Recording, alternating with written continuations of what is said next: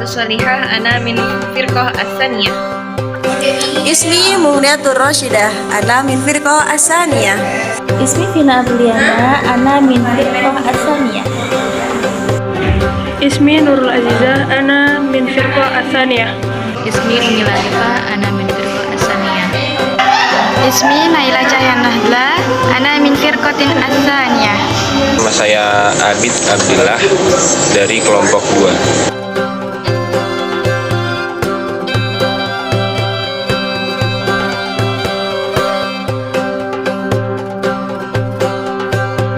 Tata cara memandikan jenazah. Peralatan yang diperlukan yakni 1.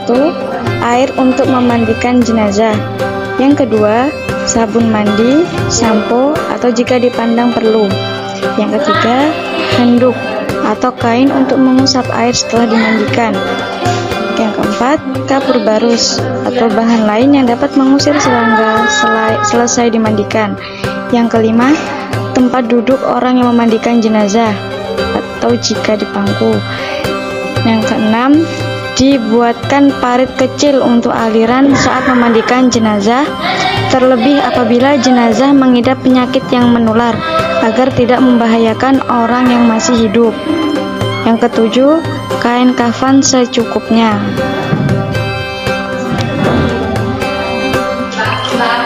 Selanjutnya, tata caranya yakni ada beberapa hal yang harus dipersiapkan sebelum memberikan jenazah, yaitu sebagai berikut. Siapkan tempat yang layak. Ruang tempat memandikan hendaknya terjaga dari penglihatan orang yang lalu lalang dan merupakan tempat yang memberikan kehormatan bagi jenazah. Yang kedua, siapkan peralatan atau perlengkapan antara tempat alas memandikan jenazah, wadah, dan air secukupnya. Sabun atau pembersih, kapur barus, air mawar, dan daun bidara agar wangi dan tidak bau. 3. Orang yang berhak memandikan adalah muhrim dan si mayit seperti orang tua, suami atau istri, anak, kerabat dekat, atau orang lain yang sejenis. Yang keempat, dalam memandikan jenazah, hendaknya mendahulukan anggota-anggota wudhu dan anggota badan yang sebelah kanan pada waktu mulai menyiramkan air. Memandikan jenazah disunahkan 3 kali atau lebih.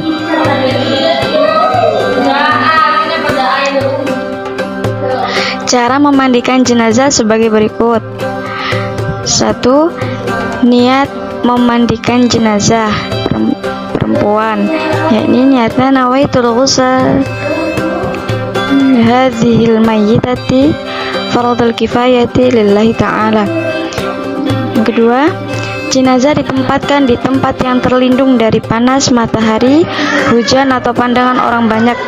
Jenazah ditempatkan pada tempat yang lebih tinggi, seperti dipan atau balai-balai. Yang ketiga, memulainya dengan membaca bismillah. Yang keempat, jenazah diberi pakaian mandi atau pakaian basahan agar auratnya tetap tertutup seperti sarung atau kain dan supaya mudah memandikannya. Yang kelima, membersihkan kotoran dan najis yang melekat pada anggota badan jenazah dengan sopan dan lemah lembut.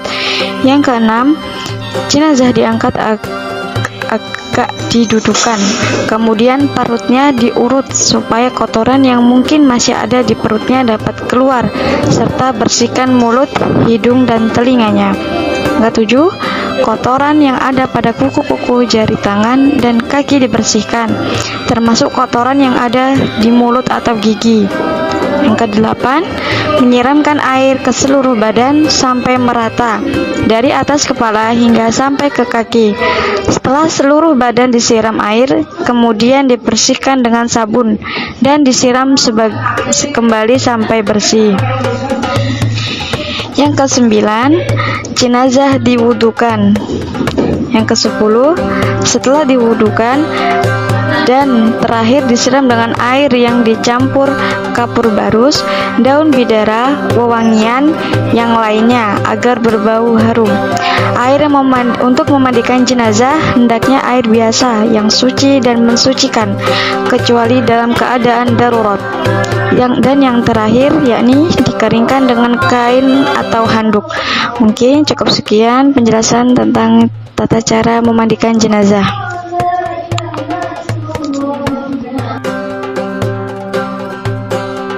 Mulai kita siapkan perlengkapannya dulu. Yang pertama adalah siapkan tali yang berjumlah ganjil maksimal 9 buah. Dengan ukuran menyesuaikan jenazah. Itu kain ya Mbak ya. Terus siapkan 5 lapis kain dengan 2 sebagai alas. Biasanya kalau 1 itu kurang, karena kadang mayit kan ada yang besar ada yang kecil. 1 kain untuk kerudung dibentuk segitiga, 1 lembar untuk baju kurung ya, 1 lembar untuk sarung atau izar, dan yang lembar terakhir yaitu untuk penutup. Kita akan mengkafani jenazah perempuan. Yang pertama adalah kain tali sejumlah 9 maksimalnya. Yang penting kita menggunakan talinya yang ganjil ya, jangan sampai genap. Yang pendek di atas dan di bawah. Tali diletakkan pada atas kepala atau di atas bagian kepala, lalu leher, terus dada bagian bawah, pusar, lutut, di atas mata kaki dan di bawah mata kaki. Untuk kali ini kita menggunakan 5 saja karena kita ngambil mayat perempuan yang agak kecil.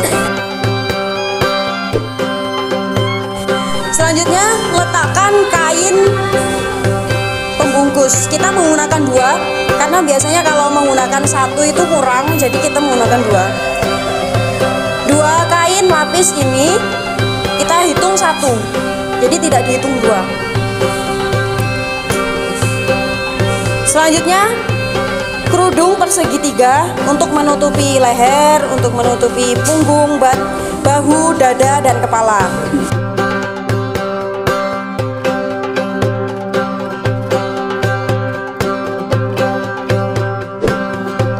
Baju kurung atau gamis.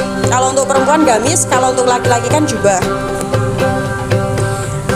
Kemudian jarik antara pusar dan mata kaki atau izar. Kalau bahasa Indonesianya kita pakai sarung gitu. Sampai mata kaki. Dan yang terakhir yaitu penutup atau popok.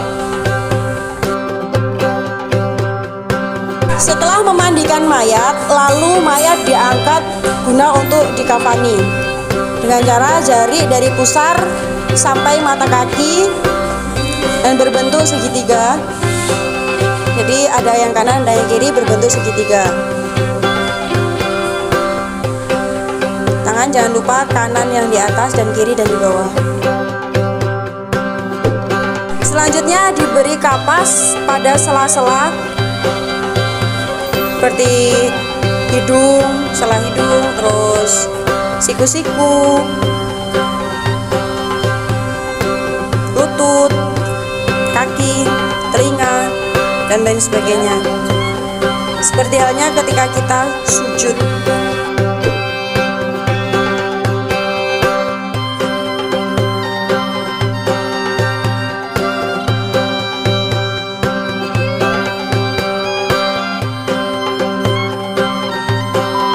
Setelah selesai semua perlengkapan sudah terpenuhi, sudah lengkap, selanjutnya kita mengkafaninya. Yang pertama adalah kita pakaikan penutup, kain penutup.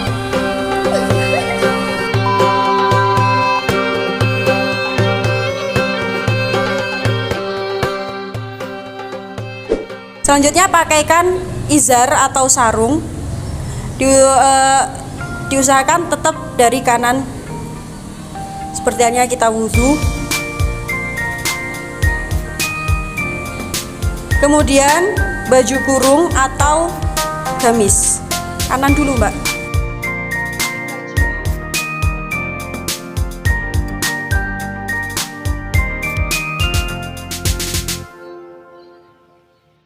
Selanjutnya jilbab.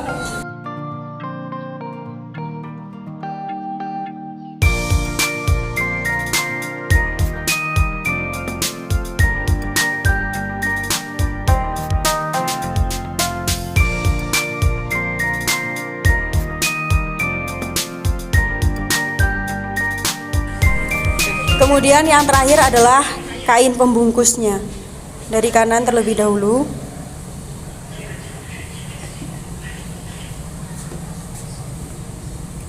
Tali bagian atas kepala. Jangan lupa nalinya di sebelah pinggir kiri. Sebelah pinggir kiri. Lalu leher sebelah kiri pinggir.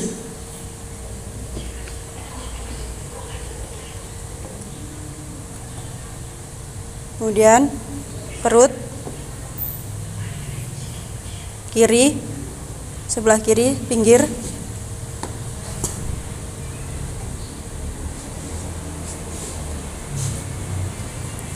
Kemudian lutut.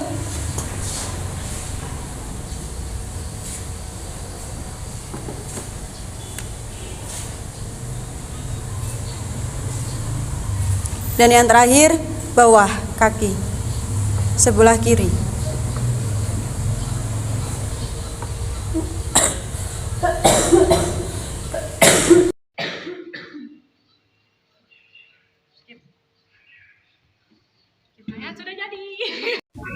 Tata cara menyolatkan jenazah. Sholat jenazah ialah sholat yang dikerjakan sebanyak 4 kali takbir dalam rangka mendoakan orang muslim yang sudah meninggal. Jenazah yang disolatkan ini ialah yang telah dimandikan dan dikafani. Adapun mengenai tata cara mensolatkan jenazah adalah sebagai berikut. Yang pertama, posisi kepala jenazah berada di sebelah kanan imam. Imam menghadap ke arah kepala jenazah bila jenazah tersebut laki-laki, dan menghadap ke arah perut bagi jenazah perempuan. Makmum akan lebih baik bila dapat diusahakan lebih dari satu saf. Saf bagi makmum perempuan berada di belakang saf laki-laki. Syarat orang yang melaksanakan sholat jenazah adalah menutup aurat, suci dari hadas dan najis, bersih badan, pakaian dan tempat dari najis, serta menghadap kiblat. Yang ketiga, jenazah telah dimandikan dan dikafani. Yang keempat, letak jenazah berada di depan orang yang menyolatkan, kecuali pada sholat gaib. Yang kelima, rukun sholat jenazah. Yang pertama, niat, berdiri bagi yang mampu, takbir 4 kali, membaca surah Fatihah, membaca salawat Nabi, mendoakan jenazah. Yang terakhir, memberi salam. Tata cara pelaksanaan sholat jenazah. Pertama-tama, seluruh jamaah berdiri dengan berniat melakukan sholat jenazah dengan 4 takbir. Niatnya sebagai berikut: usolli ala hadzal mayyiti atau arba takbiratin fardu kifayatin ma'uman lillahi ta'ala kalau jenazah laki-laki. Kalau jenazah perempuan, usolli ala hadzal mayyitati arba takbiratin fardu kifayatin ma'uman lillahi ta'ala. Kemudian takbiratul ihram yang pertama, dan setelah takbir pertama itu selanjutnya membaca surat Fatihah. Yang ketiga, takbir yang kedua, dan setelah takbir yang kedua membaca sholawat atas Nabi. Yang keempat, takbir yang ketiga, setelah takbir yang ketiga membaca doa jenazah. Bacaan doa bagi jenazah sebagai berikut: Allahumma firlahu, Allahumma firlahu warhamhu wa'afihi wa'fu anhu. Yang kelima, takbir yang keempat. Takbir yang keempat setelah takbir membaca doa Allahumma la tahrimna ajrahu wa la tahrimna ba'dahu wa firlana wa lahu. Sertaan dengan apabila jenazah wanita maka domirhu diganti dengan domirha. Apabila jenazahnya 2 orang maka setiap domir kata hu diganti dengan kata huma. Apabila jenazahnya banyak maka setiap domir kata hu diganti dengan hum atau hunna. Tata cara pemakaman atau penguburan jenazah sebagai berikut. Yang pertama, tanah yang ditentukan sebagai kuburan digali dan dibuatkan liang lahat sepanjang 2 badan sepanjang badan jenazah. Dalamnya tanah dibuat kira-kira setinggi orang, ditambah setengah lengan dan lebarnya kira-kira 1 meter. Di dasar lubangnya dibuat miring lebih dalam ke arah kiblat. Maksudnya adalah agar jasad tersebut tidak mudah dibawa binatang. Yang kedua, setelah sampai di tempat pemakaman, jenazah dimasukkan ke dalam liang lahat dengan posisi miring dan menghadap kiblat. Pada saat meletakkan jenazah hendaknya dibacakan lafaz-lafaz sebagai berikut: Bismillahi wa ala millati Rasulillah. Yang ketiga, tali-tali mengikatkan kafan dilepas, pipi kanan dan ujung kaki ditempelkan pada tanah. Setelah itu jenazah ditutup dengan papan kayu atau bambu. Di atasnya ditimbun dengan tanah sampai liang kubur itu rata. Tinggikan kubur itu dari tanah sekitar 1 jengkal dan di atas kepala diberi tanda batu nisan. Yang keempat, setelah menguburkan dianjurkan berdoa, mendoakan dan memohonkan ampunan jenazah. Tata krama yang sebaiknya dilakukan ketika akan menguburkan jenazah antara lain mengiringi jenazah dengan diam sambil berdoa, tidak turut mengiringi kecuali jika kemungkinan bagi perempuan membaca salam ketika masuk pemakaman, tidak duduk hingga jenazah diletakkan, membuat lubang kubur yang baik dan dalam. Orang yang turun ke dalam kubur bukan orang yang berhadas besar, tidak berkumpul pada waktu yang terlarang, tidak meninggikan tanah kuburan terlalu tinggi, tidak duduk di atas kuburan dan tidak berjalan di antara kuburan.